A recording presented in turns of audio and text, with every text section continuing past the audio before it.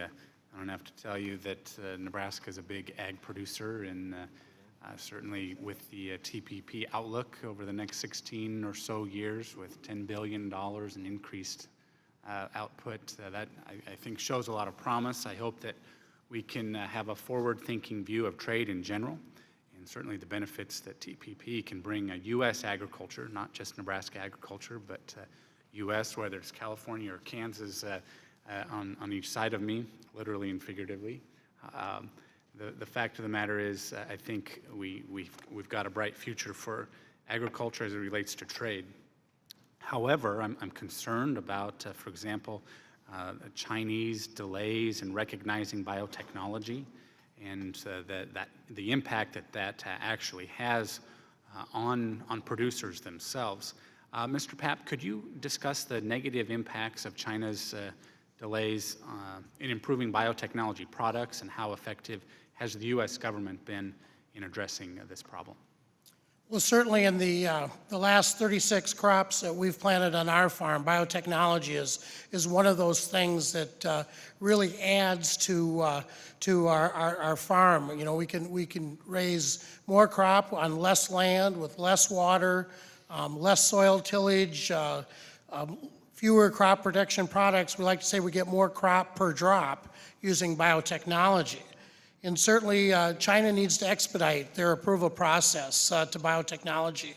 The dialogue has resulted in a commitment by China to have products approved in a timely manner.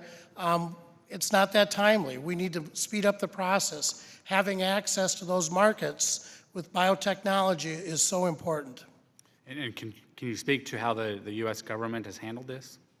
Well, certainly we're working not only with USDA but USTR on ways to improve the process. But you know, there's ways to slow down trade besides, you know, the tariffs, those taxes at the border, and that's the things like biotechnology and those types, SPS. Okay.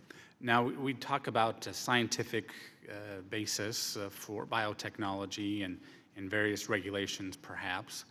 But let's now shift gears just a little bit to the unscientific regulations, such as Vermont's labeling law, and our ability to convince perhaps the EU to change course on some of their biotechnology regulations and views. Can you discuss perhaps how those, the Vermont law might be impacting the marketplace or certainly for producers themselves? Certainly from the American Farm Bureau perspective, labeling is very important. You know, and we want to protect the sanctity of the label, but believe the label is for things like nutritional differences, allergens, things like that. The label is not a marketing tool. We should talk more about the food and what's in the food or not in the food versus how it was produced as far as a production method and things like that. We certainly have a concern with a patchwork of different state labels and support a national labeling standard. Okay. Shifting gears just a bit, we've got the UK set to hold the referendum on the so-called Brexit on June 23rd, and if the UK were to leave the EU, they would be left out of TTIP. And our administration has indicated they are not interested in pursuing a bilateral agreement. The UK has also taken a more scientific approach to the regulations of certain pesticides and biotechnology as well than perhaps the rest of the continent. Can you expand on perhaps the impacts a Brexit would have on U.S. agriculture exports?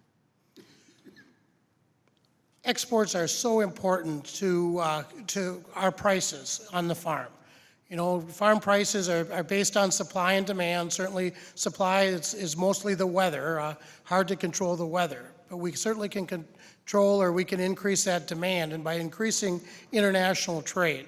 So whether it's with countries in the Asian Pacific, whether it's European Union, whether it's Cuba, it is important. It's already been mentioned. 96% of the people in this world, of our customers for our U.S. food, do not live in the United States.